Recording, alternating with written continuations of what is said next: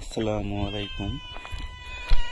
এখন চায়নাতে winter vacation চলছে, আর যেই কারণে আপনি কিছুক্ষণ আগে দেখলেন একটা বিড়াল, সেটা বসে রয়েছে। আপনি যতটুকু সম্ভব বিড়ালটা হচ্ছে এখন ক্ষুধার্ত, কারণ উইন্টার ভ্যাকেশনে বেসিক্যালি চাইনিজদের নিউ ইয়ার থাকে, চাইনিজ নিউ ইয়ার। প্রবাবলি এটা হচ্ছে আপনার 28 জানুয়ারি, যার কারণে যত চাইনিজ রয়েছে, চাইনিজ স্টুডেন্ট, চাইনিজ ওয়ার্কার, সবাই তারা এক সপ্তাহ থেকে 15 দিনের জন্য ভ্যাকেশনে চলে যায় তারা। এই জন্য পুরো আমাদের ক্যাম্পাসটাই খালি। যদিও চাইনিজ নিউ ইয়ার শেষ হয়ে গেছে, নিউ ইয়ার, কিন্তু এখন পর্যন্ত অনেকগুলা বিল্ডিংয়ের আমার মনে হয় যে কোনো স্টুডেন্টই আসে না। অনেকগুলো বিল্ডিং, এতগুলো বিল্ডিং রয়েছে, কোনো স্টুডেন্টই আসে না। হয়তো বা দুই একজন যাদের বাসা আশেপাশে এইখান থেকে, তারা আসছে এইখানে। তারপরেও আসা বলতে সেরকম না, আমরা যেরকম ঈদের সময় দল বেঁধে যাই আমাদের পার্শ্ববর্তী স্কুল বা কলেজের মাঠগুলোতে মজা করার জন্য, তো এরা এরকমভাবে আসেন। তবে যখন চাইনিজ নিউ ইয়ার চলছিল, তো ফায়ার ওয়ার্কগুলো শহরের মধ্যে তারা করতে পারে না। আমাদের ভার্সিটিটা শহর থেকে বাইরে, এই জন্য তখন তারা এইদিকে আসতো, এসে হচ্ছে ফায়ার ওয়ার্ক করতো রাস্তার বাইরে। ইউনিভার্সিটির মধ্যে তো ফায়ার ওয়ার্ক করা নিষিদ্ধ, সো বাইরে করতো, যেসব ফাঁকা জায়গা রয়েছে। আমি কিছুক্ষণ পরেই সেদিকে যাব। এরপর ফায়ার ওয়ার্ক করার পর তারা আবার চলে যেত। সো মাশাল্লাহ, দিনটা আজকে খুবই ভালো, কারণ আজকে সূর্য উঠেছে। আর সূর্যের তাপটা খুব মিষ্টি। এটা আসলেই খুব উপভোগ্য একটা বিষয় যে আমি আজকে এরকম সময় এসে সূর্যের আলো দেখতে পাচ্ছি আর সূর্যের আলো পাচ্ছি। আর ঠান্ডা এখানে মোটামুটি খুব ভালোই। সাথে আপনারা দেখতে পাচ্ছেন যে বাতাস হচ্ছে, আর বাতাস হওয়ার কারণে আসলে ঠান্ডাটা আরো বেশি লাগে শীতকালে। আর ওই যে দূরে দেখেন পাহাড় দেখা যায়। চায়নার কিন্তু জিওগ্রাফিক্যালি ভাবে চায়নার কিন্তু ম্যাক্সিমাম জায়গায় হচ্ছে পাহাড়। সো সামনে কিছু স্টুডেন্ট, তারা, আমি যতটুকু ধারণা করছি, ইন্টারন্যাশনাল স্টুডেন্ট হবে, কারণ ভার্সিটিতে এখন চাইনিজ স্টুডেন্ট নাই। তারাও এরকম হাঁটছে। আর আসলে এই সময় কিছু করার থাকে না। রেস্টুরেন্টগুলো আমাদের আশেপাশে নেই, রেস্টুরেন্টগুলোও দূরে রয়েছে। তো এই সময় টোটালি সব কিছু বন্ধ করে দেয়।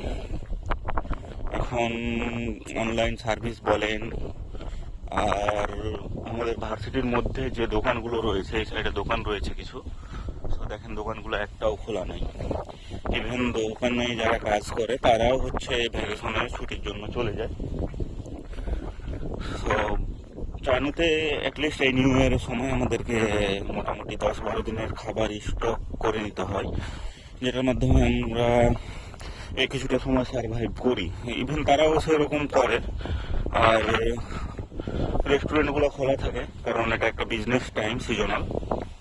তো তারা খুব ভালো বিজনেস করে এই সময়। কিন্তু আমাদের আশেপাশে আসলে কোনো রেস্টুরেন্ট না। রেস্টুরেন্টে খেতে হলে অনেক দূরেই যেতে হয় আমাদের। তার সাথেও তো আমাদের খাবারের মধ্যে পার্থক্য রয়েছে। এই যে বাইকগুলা, এগুলো পরে রয়েছে, এভাবেই পরে থাকে, কেউ এই বাইকগুলো নেয় না। ইভেন অনেক বাইক আছে যেগুলো অনেক দিন যাবৎ পরে থাকে, পরে থাকার পরেও সে বাইকগুলো কেউ নেয় না। অনেক সময় ভার্সিটি তখন যখন দেখে 2-3 বছর ধরে বাইকটা কেউ নিচ্ছে না, তখন একটা সময় গিয়ে তারা সেগুলো গার্বেজ গার্বেজ হিসাবে ফেলে দেয় বাইরে। অনেকেই আছে যারা হচ্ছে বাইকটা কিনে এখানে, তারা বাইকটা কিছুদিন ব্যবহার করে তারপর রেখে চলে যায়, ইভেন বিক্রিও করে না। আসলে বিষয় এটা হচ্ছে যে যার যেরকম আর্থিক অবস্থা, অনেক চাইনিজ আছে যাদের আর্থিক অবস্থা খুব একটা ভালো না, তারা আসলে এরকম করে না, কিন্তু যাদের আসলে আর্থিক অবস্থা ভালো তারা এই কাজটি করে থাকে, অনেক অনেক টাকা যাদের। সো এটা আমার মনে হয় সব জায়গাতেই ভালো খারাপ, ধনী গরিব এই মিলিয়েই আমাদের পৃথিবী চলে। সো এখন আমি আসলে যাচ্ছি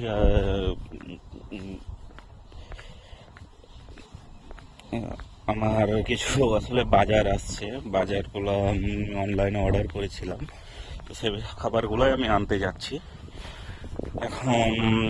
দেখা যাক যে আসলে এই বাজারটা ওপেন আছে কিনা। যদিও আমি শুনলাম বেশ কয়েকজনের মুখ থেকে যে আসলে এই যে খাবার ডেলিভারির যে বিষয়টা, লাইক শাকসবজি বা আমরা এটাকে একদিনের বাজার বলে থাকি, রাত্রে 11টার আগে আমরা যদি অর্ডার করে দিই আজকে, তাহলে হচ্ছে আগামীকাল সেটা আমাদেরকে দিয়ে যাবে 12টা থেকে 1টা নাগাদ।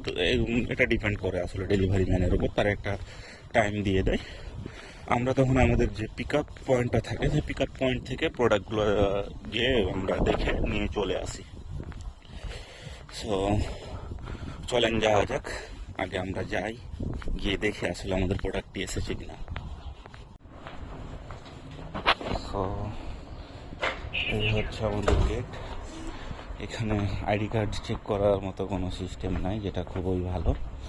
বাট যদি আপনার ফেস লক না কাজ করে তাহলে আপনি আপনার আইডি কার্ডের নাম্বার বা আইডি কার্ড শো করে এখান দিয়ে ঢুকতে পারবেন। বাট অনেক দেশে এরকম সিস্টেম চালু রয়েছে যে আমরা আইডি কার্ড দেখি তারপর ঢুকতে দেই। আর আমাদের বাংলাদেশে সমস্যা নাই, স্টুডেন্ট না হলেও ঢোকা যায়, জাস্ট আমাকে চা পানির টাকা দিলেই হয়েছে। সো এই হচ্ছে সেই জায়গা ভার্সিটির বাইরে। সো এই জায়গাগুলো কিন্তু আপনি আশেপাশে এগুলোতে কিন্তু বসত বাড়ি নাই কোনো, বা কোনো অ্যাপার্টমেন্ট বা আবাসিক এলাকা নাই। সো এই জায়গাগুলোতে চাইনিজরা আসে নিউ ইয়ারের সময়, বা আশেপাশে যে সিটিগুলো রয়েছে সেগুলো থেকে আসে, এরকম ফাঁকা জায়গাগুলো তারা সিলেক্ট করে, তারপর এগুলোতে আপনার চলে ফায়ার ওয়ার্ক চলে।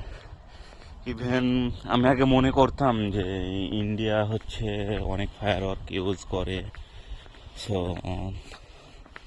তারা পৃথিবীকে দূষণ করে, বা দূষণ করার দিক থেকে মনে হয় এই দেশটাই সব দিক থেকে এগিয়ে। আপনি নদীর দূষণ বলেন, নদী দূষণ বলেন, বা বায়ু দূষণ বলেন, সব দিক থেকেই, পরিবেশ দূষণের দিক থেকে এরা সব থেকে এগিয়ে। বাট আমি যখন চায়নাতে নিউ ইয়ার দেখলাম, এর আগে আমি দেখেছি অনেক বিষয়, কিন্তু সেগুলোতে থাকলো ফায়ার ওয়ার্ক ওরকম আমরাও করি বাংলাদেশে। বিয়ের অনুষ্ঠান বলেন বা 31স্টেও অনেকে করে, যেটা আসলে ঠিক না। সো এরা ফায়ার ওয়ার্কগুলো করে একটা খোলা স্থানে, ফাঁকা জায়গায়। আর আমাদের দেশে 31স্টে যে ফায়ার ওয়ার্কগুলো হয় সিটির মাঝে হয়, অনেক অসুস্থ রোগী রয়েছে যাদের অসুবিধা হয়, হার্টের রোগীদের সমস্যা হয়, পশু পাখি মারা যায়। পশু পাখি বলতে বেসিক্যালি আপনার গবাদি পশু বলেন বা যে পাখিগুলো থাকে তারা উড়ে যায়। সো আমার মনে হয় এসব যে ফায়ারওয়ার্কগুলো আছে এদের মতো খোলা জায়গায় করা উচিত। এখানে কিন্তু আমি এরকম কোনো ঘটনা দেখি নাই যে ফায়ারওয়ার্কের কারণে পাখিরা তাদের আবাসস্থল থেকে উড়ে গেছে বা অনেক পাখি মারা গিয়েছে, এরকম হয় নাই। কিন্তু এরা অনেক ফায়ারওয়ার্ক করে। ইভেন হচ্ছে আমার দেখা যে তারা মোটামুটি আপনার ছোট যে ট্রাকগুলো আছে বাংলাদেশে, মিনি ট্রাকগুলো দেখা যায়, এরকম ধরনের একটা ট্রাক ভরে একজন ফায়ারওয়ার্ক নিয়ে আসছে। সে এরকম অনেকজন আসছে, কেউ গাড়িতে নিয়ে আসছে, কেউ এমনি নিয়ে আসছে। পুলিশ প্রোটেকশনের সাথে তারা একে একে ফায়ারওয়ার্কগুলো তাদের চলছে, মজা করছে। তো এটা একটা অন্যরকম অভিজ্ঞতা। ইভেন আমি মনে হয় আমার লাইফে মানে চায়না আসার পর যে পরিমাণে ফায়ারওয়ার্ক দেখেছি, আর বাকি যে জীবনটা ছিল 19-20 বছরে, সেই সময় আমি এত ফায়ারওয়ার্ক দেখি নাই আসলে। হয়তো বা সেটা মুভির স্ক্রিনেই সীমাবদ্ধ ছিল কিছু ফায়ার ওয়ার্ক দেখা, আর যেসব বাইরে দেখেছি সে মানে এত পরিমাণে ছিল না, এত হিউজ পরিমাণে চায়না ফায়ার ওয়ার্ক করে, যেটা অবশ্যই পরিবেশের জন্য ক্ষতিকর। আর তাদের এই বিষয়টাই দেখেছি যে পরিবেশের ক্ষতিকর হলেও এই বিষয়ে তাদের কোনো মিনিমাম কোনো আইন নাই বা কোনো কিছু নাই। জাস্ট আইন বলতে আপনি বলতে পারেন যে আপনি সিটির ভেতরে বা যে জায়গায় জনলোকবল রয়েছে সেই জায়গায় আপনি সব করতে পারবেন না, আপনাকে খোলা জায়গায় করতে হবে। তো এই যে আমার শাক অর্ডার করা ছিল, এটা আমি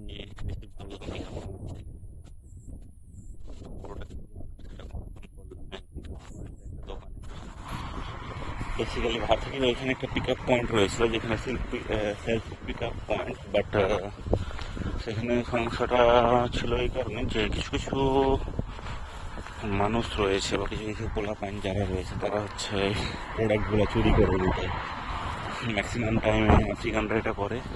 আবার অনেকে বুঝতো না, লাইক সেম জিনিস অর্ডার করেছিল বাট মেবি পরিমাণটা ভিন্ন।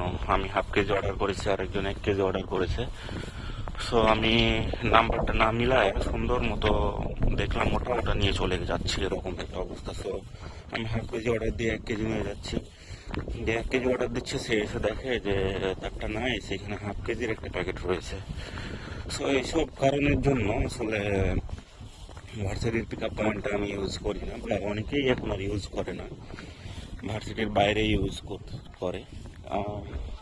ভার্সিটির বাইরে ইউজ করার সুবিধা হলো যে আপনাকে কনফার্ম ভাবে যেটা হয় আপনার প্রোডাক্ট সেটাই আপনাকে দেবে, অন্যটা দেবে না।